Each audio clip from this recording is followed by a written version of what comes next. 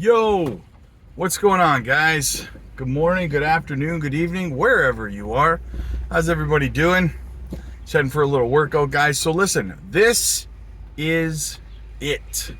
This is it. What am I talking about, you might ask? Well, let me tell you. Stop screaming at me and let me tell you, okay? Hold on. So guys, this is the phase of the market, and we've talked about this, where people get shaken out, right? The patience that is required, and I know you guys are tired of hearing about patience. I get it. Believe me, I get it. But listen, let me give you a little perspective here, okay? So this is the fourth cycle for crypto, okay, for Bitcoin.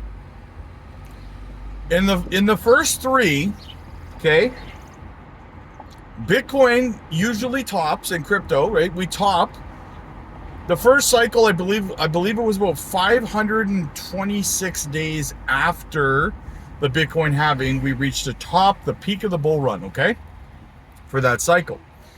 And then the next one, the second cycle, I believe we peaked.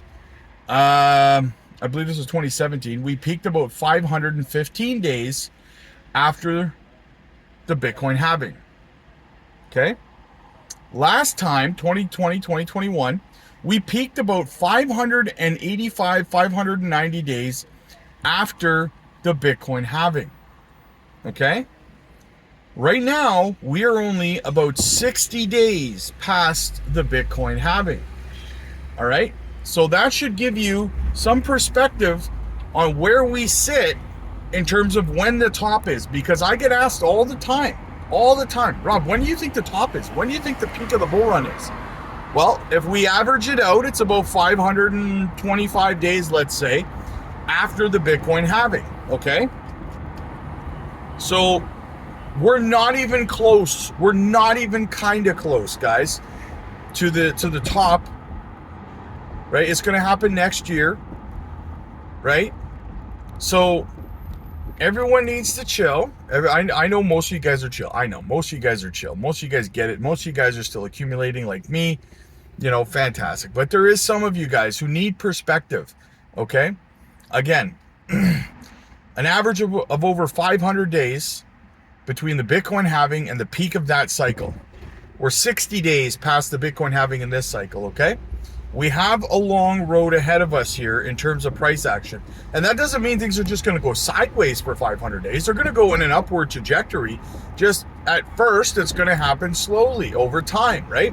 And you also have to remember that we do also have to consolidate at certain levels, right? We got to stair step our way up. It doesn't just shoot to the moon, right?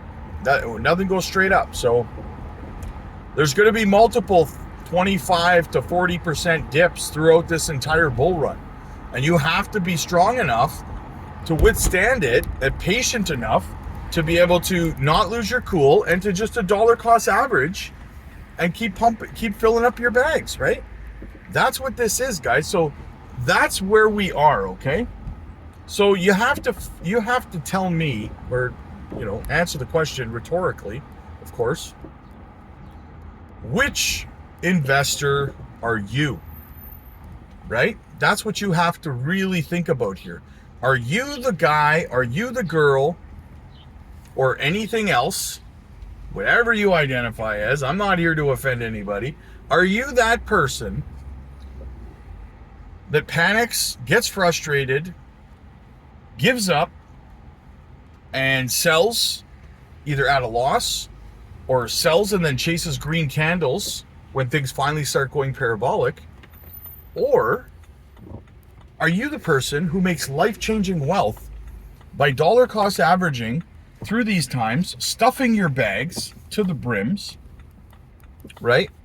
And being patient and walking away with life-changing wealth, right? Which investor are you? That's what you have to ask yourself.